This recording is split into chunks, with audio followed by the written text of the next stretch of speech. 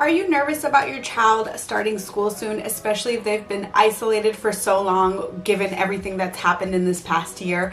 Well, if so, then today's video is for you. I'm going to be sharing concrete tips on how to emotionally prepare your child for a new daycare or a new school. So let's discuss.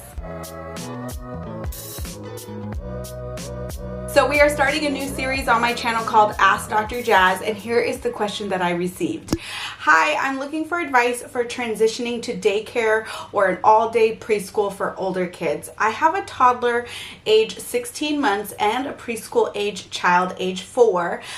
Kids' grandma passed away, who was their caregiver. So not only are they coping with the loss of having a major routine change and a transition, but I'm also particularly worried about my 16-month-old who was born just before everything that happened this past year and has very minimal exposure to new people or places.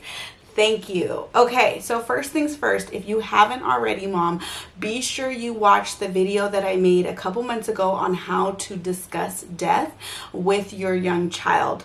I will go ahead and link it up here so you can watch it after this video, but you definitely want to be helping them process what happened with Grandma, and I am so sorry for your loss. And as they prepare for such another big change as starting new school, it'll be important that you not only incorporate the tips that I'm going to share in this video, but also help them process the death of a loved one.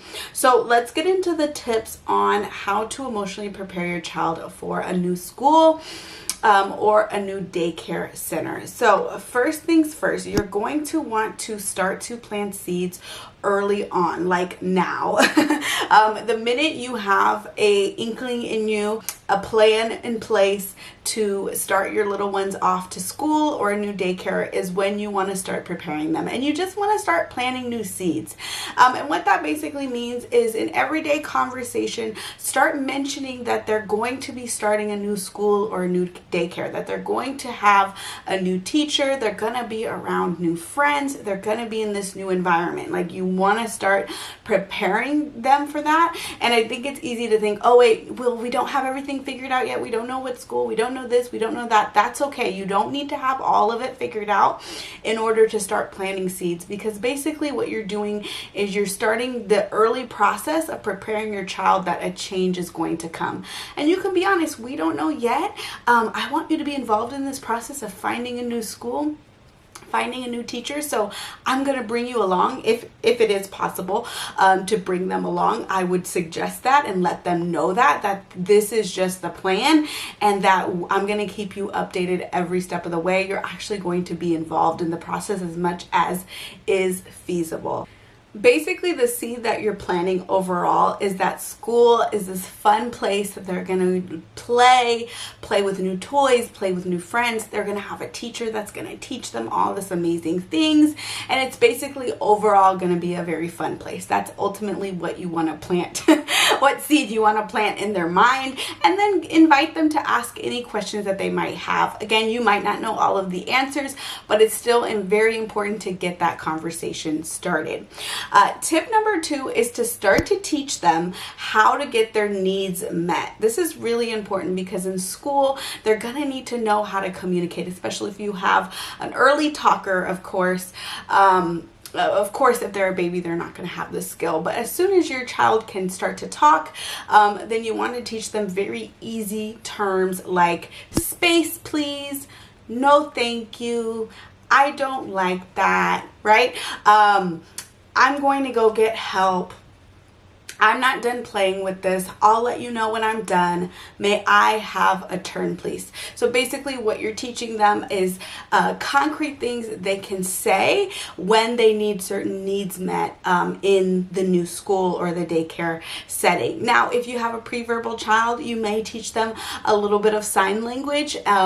Especially that would be a bonus if their teacher, of course, knew the sign language as well.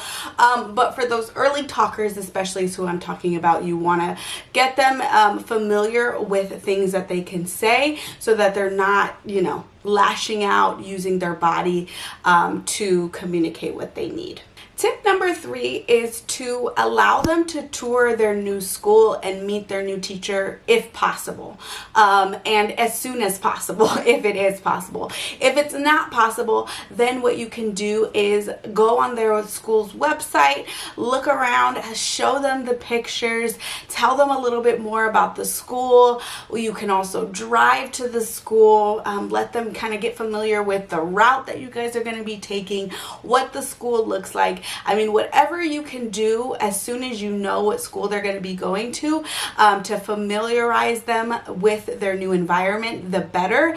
And as soon as possible, really. As soon as you know, let them know what the plan is. Tip number 4 is to teach them how to raise their hands. So raising their hands is going to be a very important skill that they're going to need to know how to do in a classroom or a group setting. So start practicing that. Let them know that their teacher is going to expect them to raise their hand whenever they have something that they want to say or a question that they want to ask, and that they're going to have to wait until their teacher calls on them before they can actually say whatever they need to say. So basically what you want to do is just introduce them to this concept, start role playing and practicing. So I do this with my little ones.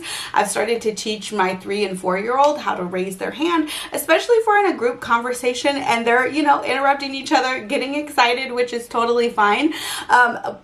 Teaching them how to raise their hand can be a very fun way, and you can, teach it in a fun way, right? Make it a game, right? Make it fun, make it silly. You could even model what it looks like to raise your hand when you have something exciting or to say, or a question that you want to ask. But this will be a very good skill that will come in handy when they're at school. Now, speaking of other skills you want to teach, you also want to work on promoting independent play at home. I will have another video coming out in a couple weeks about independent play and more information on rough estimates of, based on your child's age, how much independent play they should be doing and how to encourage that. I also have a video of a step-by-step process on encouraging more independent play, so you can click that link up there after you're done watching this video. But encouraging independent play is going to be an important skill for your child to know in the school setting, because they're not always going to have that one-on-one contact with a teacher or somebody else. So fostering that skill at home, starting that process if you haven't already, will help prepare them for having to play on their own essentially at school. Another tip that I have for you is to start reading children's books about the topic. You guys know, if you've watched any of my other videos on children's books, then you know that I'm a huge fan of children's books in starting and keeping those conversations going and helping to normalize difficult change and difficult topics that children go through, and to basically help teach them new skills. And so this book I highly recommend, called The Kissing Hand, especially as we talk about emotionally preparing our child for change. I will have a book haul on other books about preschool and kindergarten, but I like this book because it basically goes through the story of a raccoon who is scared to start school, and his mom teaches him a technique he can do at school called the kissing hand, that basically essentially reminds him that his mom loves him and that she is always, there to send her love, kind of thing. So she's there even if he can't see her, that kind of thing. And so right here you'll see she's kind of breaking it down. She says, "I'll show you." Mrs. Raccoon took Chester's left hand and spread open his tiny fingers into a fan. Leaning forward, she kissed Chester right in the middle of his palm. Chester felt his mother's kiss rush from his hand up his arm and into his heart. Even his silky black mask tingled with special warmth. She said, "Now, whenever you feel lonely and you need a little loving from home, just press your hand to your cheek and you think, Mommy loves you, or Daddy loves you. Mommy loves you. And that very kiss will jump to your face and fill you with toasty, warm thoughts." So I love the basic idea of this book because it's teaching your child a coping skill, essentially, that they have the power at school to help themselves feel better better, and this could be a wonderful thing that you teach your child in the days and weeks leading up to new school. Another book that I like in terms of emotionally preparing your child for a new school or for separation from you is The Invisible String, that kind of has a similar idea as the kissing hand, but the basic idea that we're all connected through this invisible string. So definitely check out those books, especially if you think that your child will have a hard time separating from you. Those can be great tools in helping to prepare them. Okay, another tip that I have for you is the days and weeks leading up to starting a new school. I really recommend that you get that morning routine down pat, right? That you go through the sequence of tasks that they have to complete in order to get ready for school or for daycare, just to help the mornings go along. Along that same idea of routines, you want to also verbally process with them what their new routine is going to look like. So we're going to wake up in the morning, we're going to do X, Y, and Z, then we're going to go to school, and then mommy and daddy or whoever are going to go to work.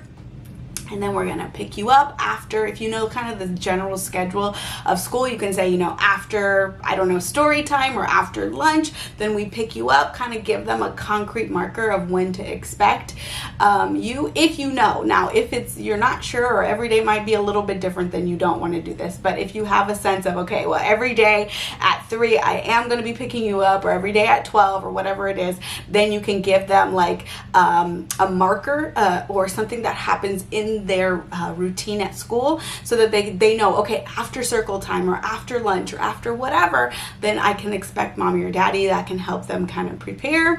And then you want to have a good connecting routine when they get off of school, right? Now, they're going to be really tired. They're going to have a lot of tantrums. They're going to be exhausted. They're going to be overstimulated. They're probably going to be hungry. So don't over plan anything, but you definitely want to work in like some snacks, some cuddle time, maybe a little bit of playtime as a way to reconnect after that large separation, especially in the early days and the early weeks of this big change, right? Where they're trying to get used to everything that has changed in their life and their routine.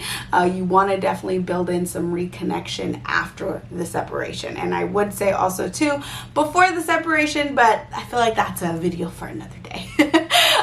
But in general, what you're doing is mentally preparing them for the big change in routine, as well as in your mind planning for what you guys are going to do after school, knowing that they're going to be exhausted.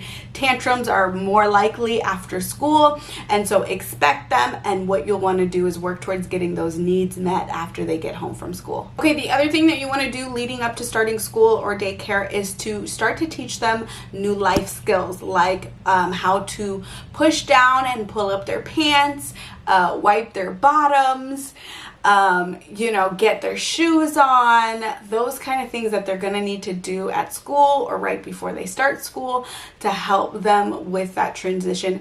Give me a thumbs up. Let me know in the comments if you want more videos on how to teach these particular life skills, because I do think that they come in really handy, especially preparing them for school, but even just in general. Another activity that you can do the weeks leading up to school to help emotionally prepare your child for a new school or a new daycare is to have them make some artwork, maybe how they think school will be, or what they're looking forward to doing at school. They can draw a picture of that, or they could draw a picture for their new teacher. You can tell them, if you know the name of their teacher and all of that. You can even show a picture and say, hey, maybe we should draw a picture for them. What do you think they would like? And kind of this will be a way, another conversation starter, another way to just gently prepare them, get them looking forward to starting school.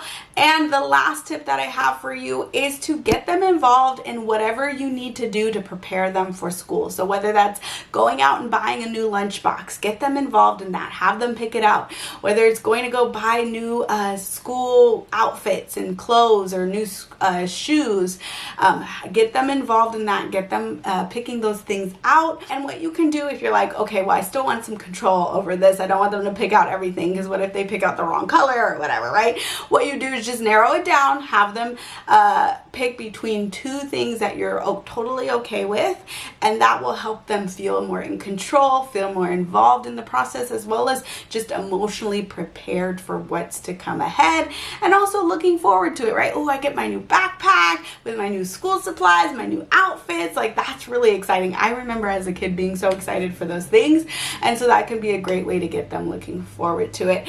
So that is it for this video. You can complete the form down in the description or the comment section if you want to submit a question for me to be featured in possibly my next video series called Ask Dr. Jasmine. And also let me know down in the comments below whether your little one is starting school or new daycare soon and how you're feeling about it. If there's anything else that's been helpful in helping you prepare for this big transition.